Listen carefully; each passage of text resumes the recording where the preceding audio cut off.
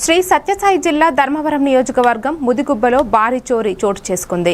మొహమ్మద్ యూసుఫ్ ఇంట్లో ఎవరూ లేని సమయంలో దొంగలు పడి సుమారు 11 తులాల బంగారం 50,000 నగదు అపహరించారు. ఘటనా స్థలానికి చేరుకున్న క్లూస్ టీం ఆధారాలు సేకరించి దర్యాప్తు ప్రారంభించింది. కేసు నమోదు చేసిన పోలీసులు దొంగల కోసం గాలింపు చర్యలు చేపడుతున్నారు. ఈ ఘటనతో స్థానికులు భయాందోళనకు గురయ్యారు.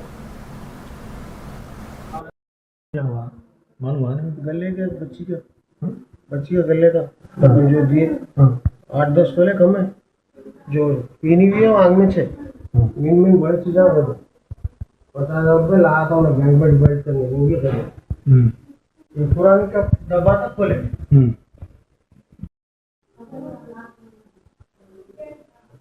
उधर कहीं भी नहीं वो दोस्त तो इलाज खोले क्या मतलब चोरी के सामने कुछ भी नहीं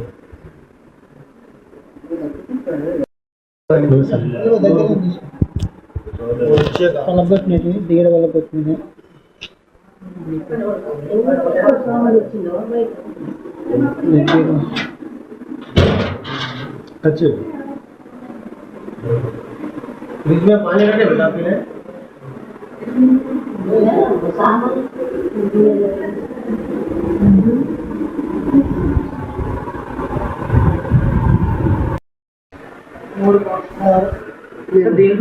వెండిదే దీంట్లో ఒక సిల్వర్ చైన్ కూడా ఉంది బ్లాక్